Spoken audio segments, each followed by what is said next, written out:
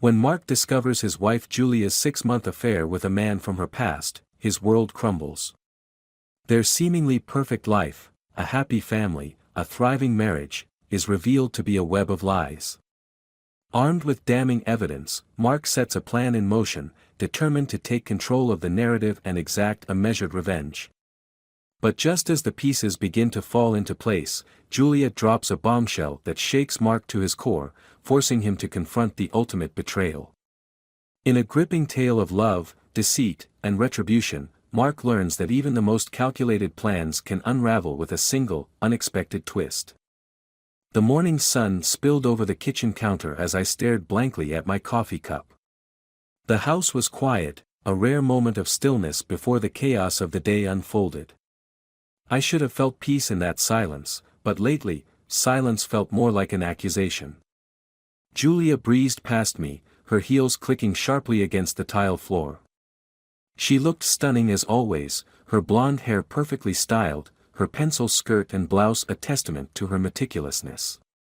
But it wasn't the Julia I knew. At least, not the Julia I thought I knew. "Big day at the office?" I asked, trying to sound casual. It was a loaded question, but her reaction would tell me more than her words. She paused briefly, her hand lingering on her phone. "Just the usual," she said with a forced smile, not quite meeting my eyes. "Meetings all day." I nodded, sipping my coffee to hide the sinking feeling in my chest. "Late one again?" "Probably," she replied quickly, already heading toward the door. "Don't wait up." Her words were a dagger wrapped in velvet, and as the door closed behind her, I sat there, unmoving. Something had changed in our marriage, and I could no longer ignore it. Julia had always been the center of my world, her laughter a melody that played through our lives. But now, that melody was off-key, replaced by a cold, distant hum. It wasn't always like this. For years, we had built a life together, one brick at a time. We shared the joy of raising our 2 children, celebrated promotions and milestones, and leaned on each other through hardships. I loved her deeply, perhaps too deeply. That love had blinded me to the cracks forming beneath the surface. The first crack appeared a few months ago, subtle and almost imperceptible. Julia began working late more often, her phone seemed glued to her hand, and her once open laughter was now guarded. At first, I chalked it up to the pressures of her job. She had always been ambitious, and I admired that about her. But then came the excuses, the missed dinners, the vague explanations, the sudden defensiveness when I asked too many questions. The moment that solidified my suspicions was both mundane and damning. A few weeks ago, while searching for a charger in her car, I found it, a small, unopened box of protection hidden beneath the driver's seat. My mind raced, scrambling for an explanation that didn't lead to the obvious. But no matter how I tried to spin it, the conclusion remained the same. That night, I confronted her. Not directly, I didn't have the courage for that, but with subtle questions, probing for inconsistencies. Julia answered smoothly, her lies as polished as her appearance. She had always been a good liar. I wanted to believe her, to cling to the idea that this was all a misunderstanding. But my gut told me otherwise. I wasn't proud of what I did next. Desperation drove me to actions I never thought I was capable of. I planted a GPS tracker on her car.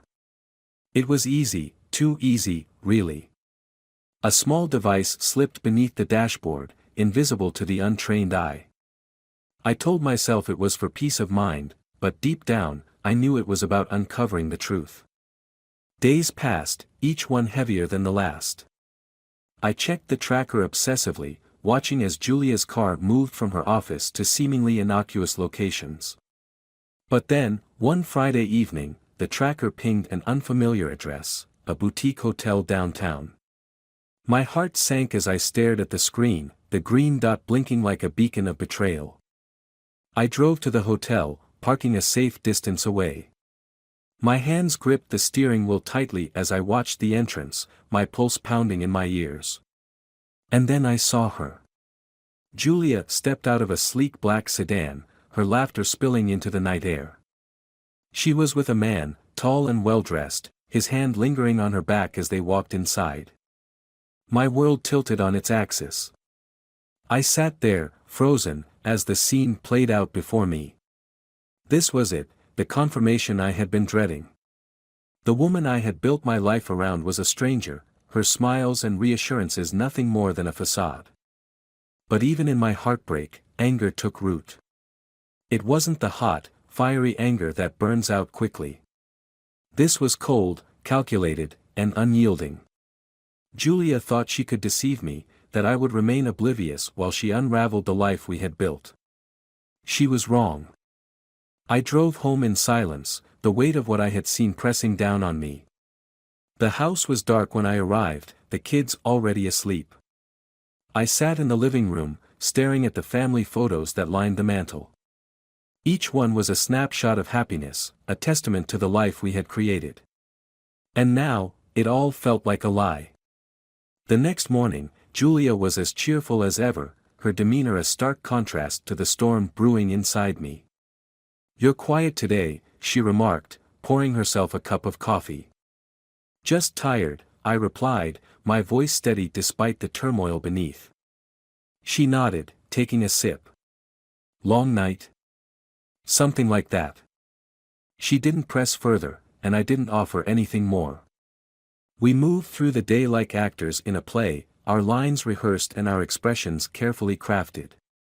But I was already laying the groundwork for what was to come. By the time Julia left for her next business trip, I had a plan. It was time for her to see the consequences of her actions, to understand that betrayal comes with a price. And I would make sure she paid it in full.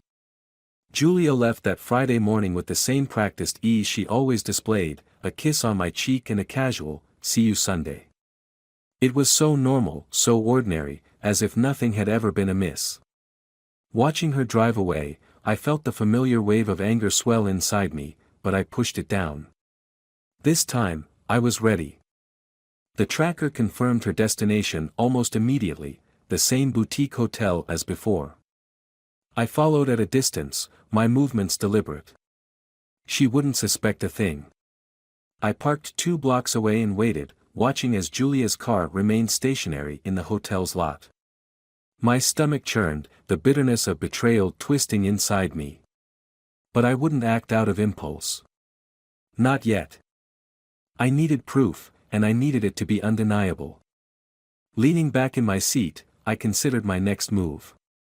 The evidence I already had, the tracker, the photos, was enough to start a confrontation. But I wasn't after a fight. I wanted resolution, and more importantly, I wanted control. The solution came in the form of a private investigator. I had contacted him earlier that week after the hotel discovery. His name was Eric, a sharp-eyed man with years of experience in uncovering lies and deceit. I had given him the details, and he assured me he'd find what I needed. As I waited in my car, Eric's text arrived, inside. Room 302. Meeting the contact now. Will confirm soon. I exhaled slowly, gripping the steering wheel. Room 302. She was in there with him, the man who had so effortlessly unraveled the life we had built. My jaw tightened, but I didn't move. Eric had this under control, and I needed to trust him. Acting rashly wouldn't solve anything. An hour passed, then another. Finally, Eric's message came through, "Got what you need. We'll send files tonight." That was all I needed to know. I started the car and drove home, leaving Julia to her charade. I didn't need to catch her in the act. I had people to do that for me. That evening, I sat in the dim glow of my home office, reviewing the files Eric had sent. He hadn't exaggerated when he said he'd deliver. The photographs were damning, Julia and her lover entering the hotel together, sharing intimate glances over dinner, even a shot of them laughing in the hotel lounge. The text message exchanges Eric managed to uncover through phone records sealed it. She called him Will, a simple name for a man who had caused so much destruction. Her messages were flirty, eager, filled with promises to make this weekend unforgettable. My chest tightened as I read her words. This wasn't a momentary lapse or a mistake. It was calculated, deliberate. She had chosen him, over and over again. It was time to act. The next morning, while Julia was still blissfully unaware of what was unfolding, I began setting my plan in motion. I contacted our bank to confirm her recent spending habits. There it was, a charge for the hotel, billed discreetly under a different name. Another $3,000 transfer to a jewelry store. This wasn't the behavior of a loving wife. It was the financial trail of betrayal. Next, I reached out to her closest circle of friends and family. Not to accuse, not yet. I needed them on my side, and I knew just how to frame it. I've been worried about Julia lately. I started with her sister over the phone. She's been distant, and I'm not sure what's going on. Have you noticed anything? Her sister hesitated, and then came the floodgates. Well, now that you mention it, she has seemed off. She's been going on these trips a lot lately. I assumed it was for work. Me too, I said, my voice carefully measured. But I'm starting to think there's more to it. I'm hoping to get to the bottom of it, but I didn't want to jump to conclusions. By the time the call ended, I knew Julia's sister would be questioning everything. And once the evidence came out, she would be on my side. It was all part of the plan. Sunday evening, Julia returned home, her usual mask firmly in place. She kissed me on the cheek, set her bags down, and began recounting her work weekend. It was almost impressive, the ease with which she lied. I played along, nodding and smiling, offering no indication of what I knew. How were the kids? She asked, finally settling on the couch with a glass of wine. Great, I replied. We missed you, though. Her smile wavered, just for a moment. I missed you too. I let the words hang in the air, heavy with their untruths. I wanted her to feel that weight, even if she didn't understand it yet. The following week, I made my final preparations.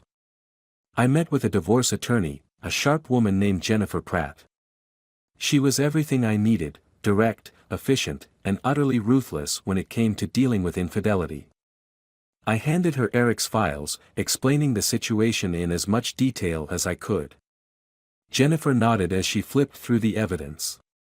This is solid, she said. We can leverage this for a favorable settlement. Custody, the house, financial support, it's all in your favor. Good, I said. I want this done quickly and cleanly. No room for negotiation.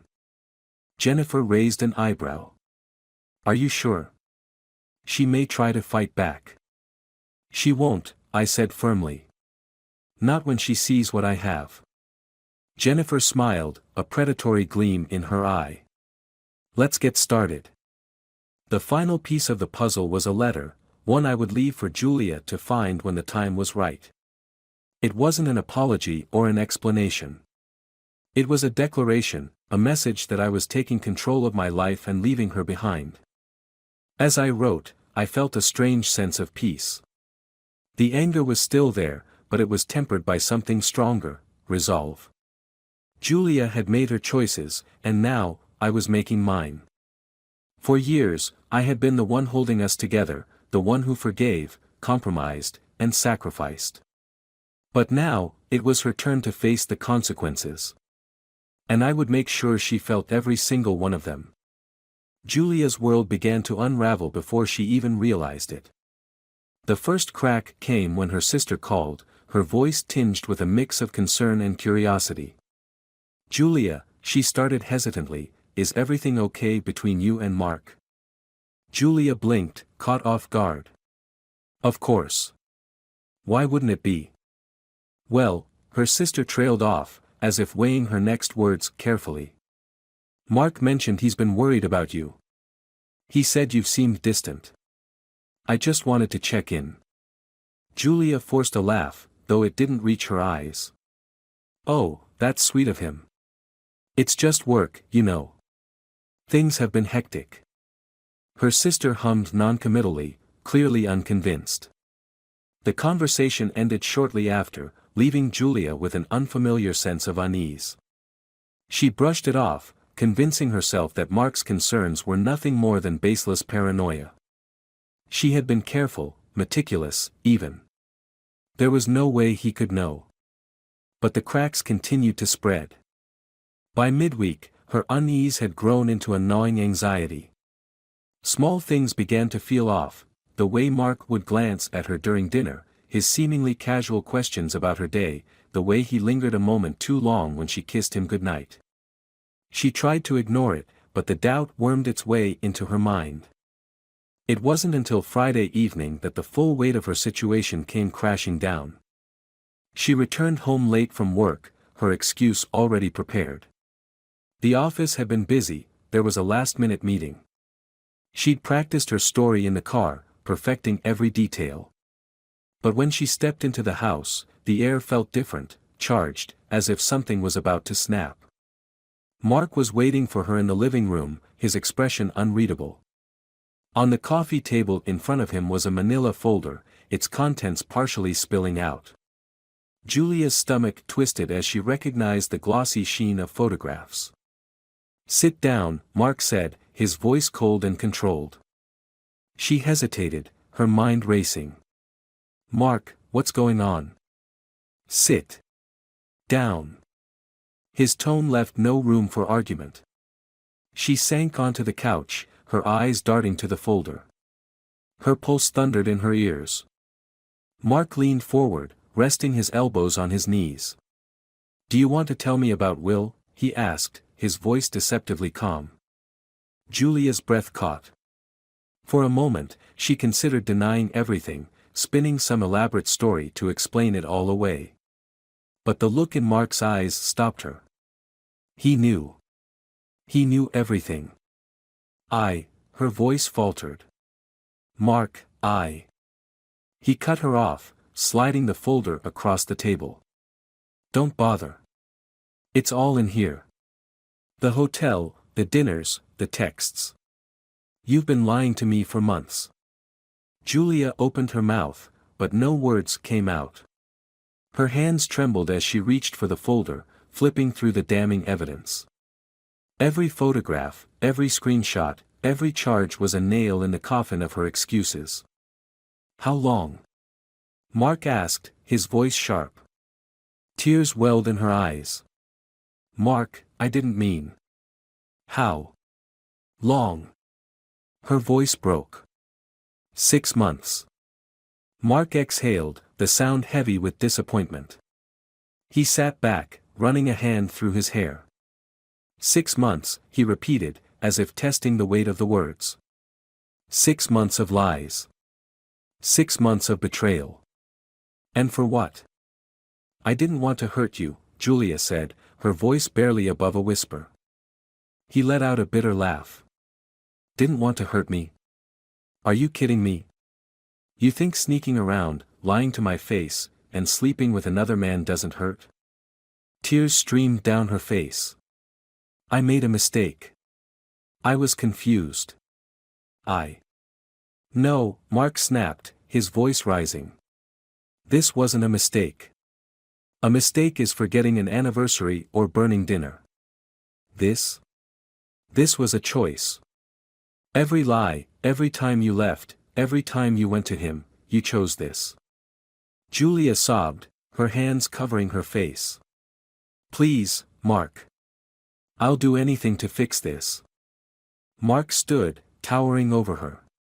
His voice was ice. "There's no fixing this, Julia. You destroyed everything we built.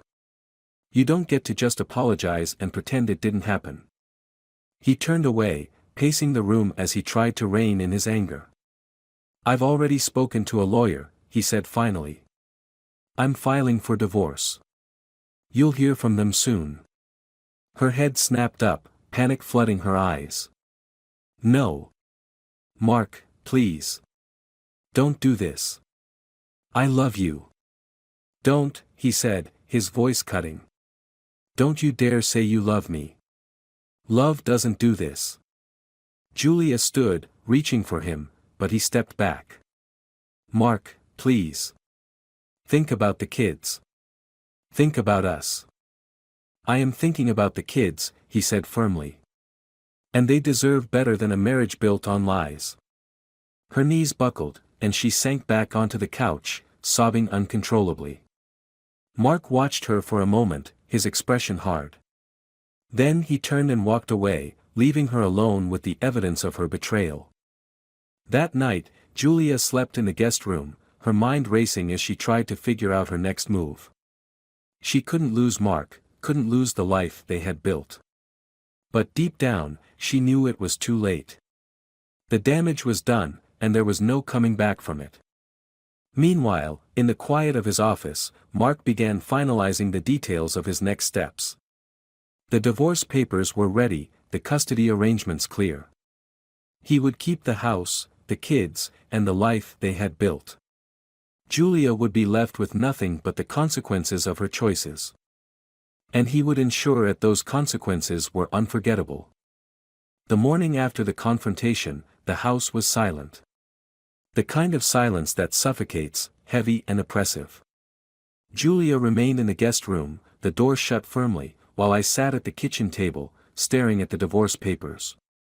They were ready to be delivered, each line a testament to the life I was about to dismantle. The kids were with my parents for the weekend, a deliberate move on my part. I wanted this storm to pass before they came back. They didn't need to see their mother in this state or hear the arguments that were bound to erupt. I hadn't spoken to Julia since the night before, and honestly, I wasn't sure what there was left to say. The evidence was laid bare, and the trust was irreparably broken. Still, a part of me, small, buried deep, wondered if she had any fight left in her. Would she try to salvage what was left? Or would she walk away, admitting defeat? Around noon, Julia emerged, her face pale and drawn. She looked like a shadow of the vibrant woman I had married, but I couldn't bring myself to feel pity. She sat across from me at the table, her hands clasped tightly in her lap. "Mark," she began, her voice hoarse, "I know you don't want to hear this, but I need to say it." I folded my arms, leaning back in my chair. "Go ahead." She hesitated, her gaze dropping to the table. "I'm sorry. I know that doesn't change anything, but I am. I've made mistakes, horrible, unforgivable mistakes. But I never stopped loving you."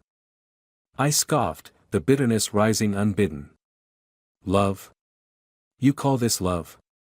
Sneaking around, lying, betraying me, what part of that says love to you?" She flinched but pressed on. "I know you won't believe me, but it was never about replacing you. It was.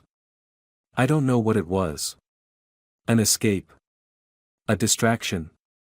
I was stupid and selfish, and I ruined everything." Her words hung in the air, desperate and pleading. I stared at her, searching for some sign of sincerity. For a moment, I almost believed her. Almost.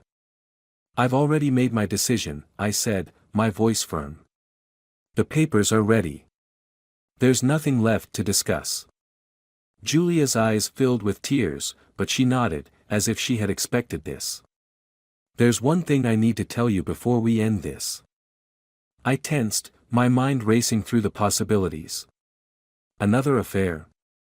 Some hidden debt? What else could she possibly drop on me now?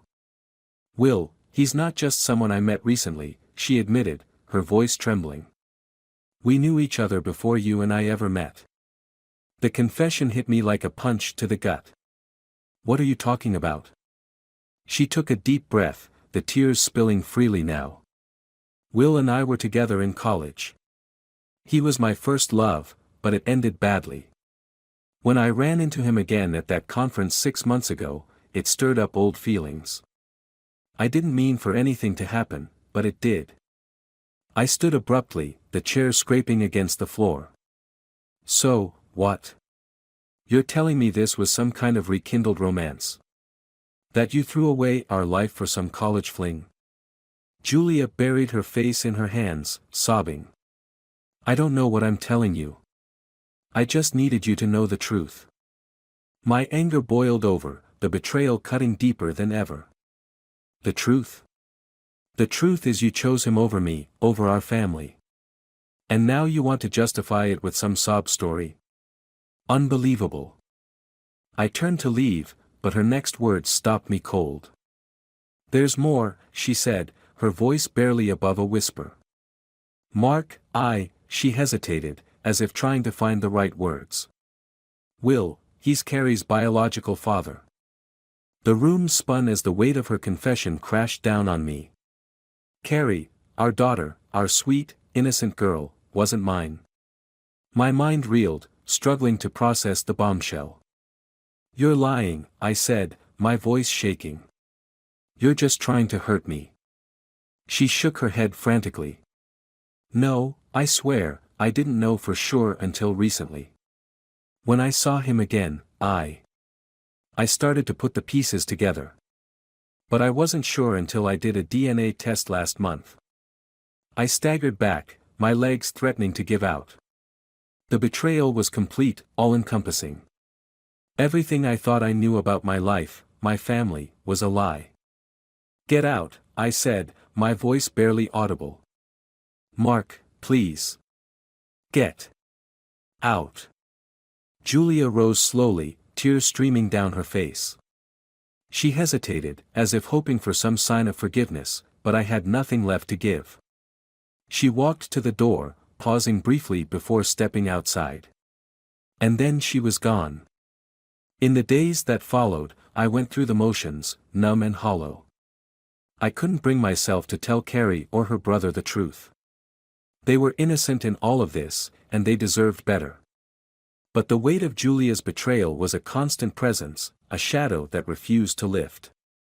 One evening, as I sat alone in the house, my phone buzzed with a message from an unknown number.